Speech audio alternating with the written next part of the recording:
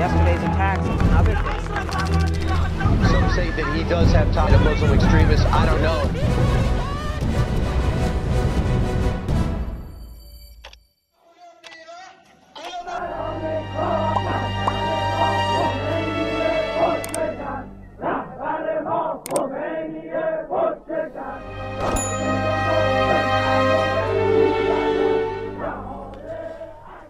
июня 1989 жылы 3-июнь күнү Иран Ислам Республикасынын лидери Аятолла Сейид Рухалла Мусави Хамейни 89 жашында каза болду. Иран Ислам Республикасынын негиздөөчүсүнүн каза болгондугуна байланыштуу миллиондогон ирандыктары Тегерандын көчөлөрүндө аза күтүштү. Жашоосу боштондукту, адилеттикти эңсеп жүргөндөрдүн баарына үлгү болгон инсанга таазим кылуу үчүн чет өлкөлөрдөн, өзгөчө мусулман мамлекеттеринен көптөгөн адамдар келишти. Ал өлгөндөн 30 жылдан ашык убакыт өтсө да, Аятолла Хамейнинин элеси жашап, жана анын идеялары дүйнө жүзүндөгү эркиндикти издеген адамдарды шыктандырып келет.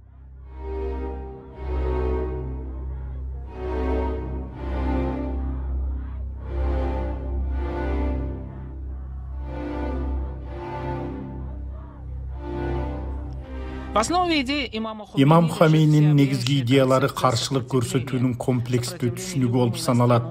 Тарыхый өзгөчөлүгүнө жана эгемендигине каршы улуттун жүрөгүнө багытталган колониалдык державаларга карата баатырдык каршылык көрсөтүү.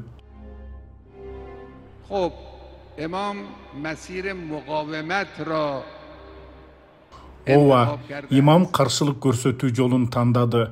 Кептин баары имам өзүнүн жеке сезимдерине таянып каршылыкты тандаган эмес. Имамыбыздын каршылык көрсөтүүнү тандоосу акылдуу чечим болгон. Мунун себептеринин бири каршылык көрсөтүү ар бир эркин, асыл улуттун чет элдик үстөмдүкү болгон табигый реакциясы.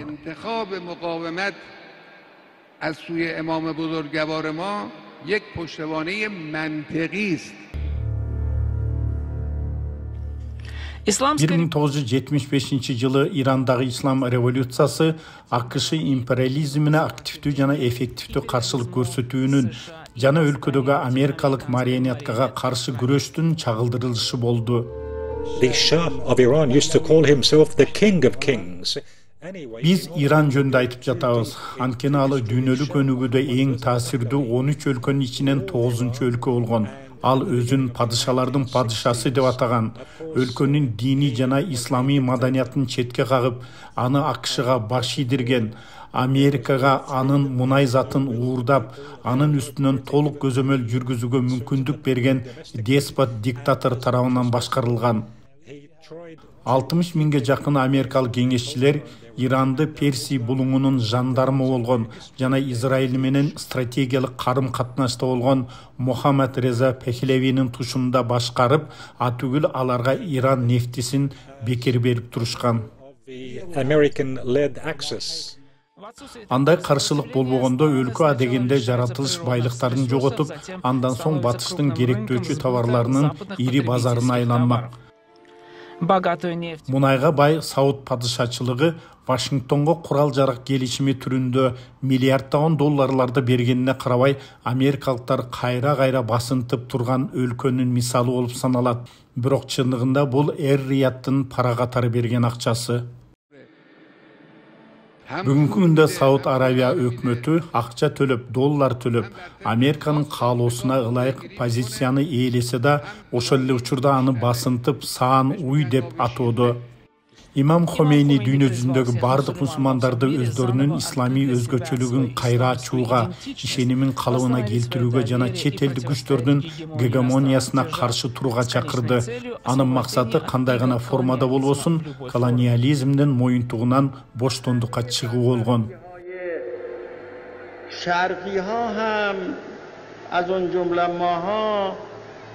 Чыгыш элдеринин, анын ичинде биздин да балейлерибиз, бардык көйгөйлөрүбүз өзүбүздүн маңызыбыздан ажырап, ордубузда башка бирөөлөр отургандыктан келип чыгууда.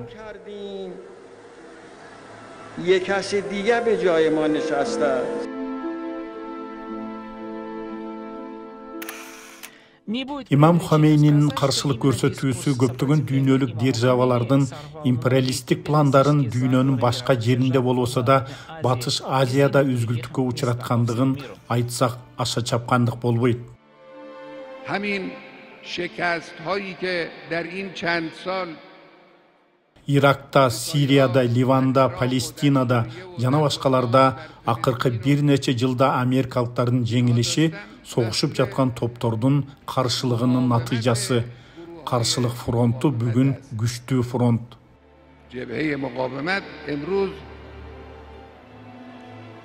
یک جبهه قوی است. Аятолла Хамейни бүткүл дүйнөдөгү мусулмандары биримдик жана тилектештик аркылуу өздөрүнүн оор абалын жеңилдете алат деп ишенген. Ал мусулман уламасы катары бардык ислам өлкөлөрүн батыштан интеллектуалдык көз карандысыздыкка жетишүүгө, өздөрүнүн даңктуу өтмүшүн кайра жандандырууга чакырган. Биздин интеллектуалдар, жазуучулар, жалпы эле интеллигенция өз илимпоздоруна көңүл бурушу керек. Батышка мынчалык ыктабашы керек.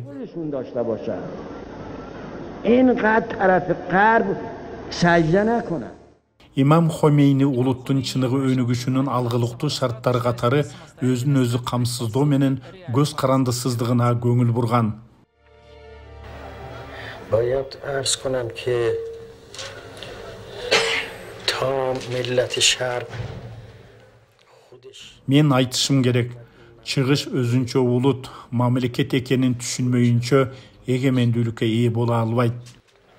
خودش هم یک ملتی است شرق هم یک جایی است نمیتواند استقلال خودش را به دست بیارد. Имам Хомейни тарабынан башталган каршылык көрсөтүү кыймылы ирандыктар Мухаммед Реза Шахтын бийлиги учурунда туш болгон ээн баштыкка жана адилетсиздикке каршы багытталган. Бирок бул кыймыл 20-кылымдын акыркы 10 жылдарындагы эң чоң революцияга айланган жана мусулман дүйнөсүнүн башка көптөгөн өлкөлөрүндө залым башкаруучуларга каршы көтөрүлүшкө шыктандырган.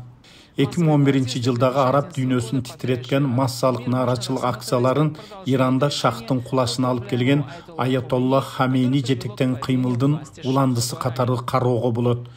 Ошол эле учурда Имам Хамейни Палестина маселесине чоң маани берген. Анын пикиринде мусулман дүйнөсүнүн активдүү каршылыгы Израиль режимине каршы күрөштө өзүнүн туу чокусун көрсөтө алат. Ал Палестинаны оккупациялоо башка араб мамлекеттерин кеңири басып алуу үчүн пландалган рак шишигине салыштырган. Израилди түзүүдөгү дүйнөлүк державалардын максаты Палестинаны басып алуу менен эле чектелбестигин, алар Кудай сактасын Палестинанын тагдырын бардык араб өлкөлөрүнө жайылтууну пландап жатышканын баары түшүнүшү керек деген. 1960 жылдары сионисттик режим түзүлгөндөн дээрлик 15 жыл өткөндөн кийин аймактагы тынчтыкка жана коопсуздукка коркунуч келтире турган режим катары Израилдин коркунучу аймактык да глобалдык да деңгээлде сезиле элек учурунда коңгуроо каккан дал ушул Аятолла Хамейни болгон. Имам Хамейни ислам революциясынын жеңишинен кийин Палестина маселесин арабтардын гана эмес, мусулман дүйнөсүндөгү биринчи маселе катары кароону улантты. Бүгүнкү күндө да Израилдин оккупациялык режимине каршы чыккан Хезболла жана Хамас сыяктуу Палестинаны жактаган негизги каршылык кыймылдары Имам Хомейнинин Палестинанын эзилген элине көрсөткөн колдоосунун мурасы. Аятолла Хамейнинин каршылык көрсөтүү баатырдыгы болбогондо жакынкы чыгыш кандай болорун азыр элестетүү кыйын.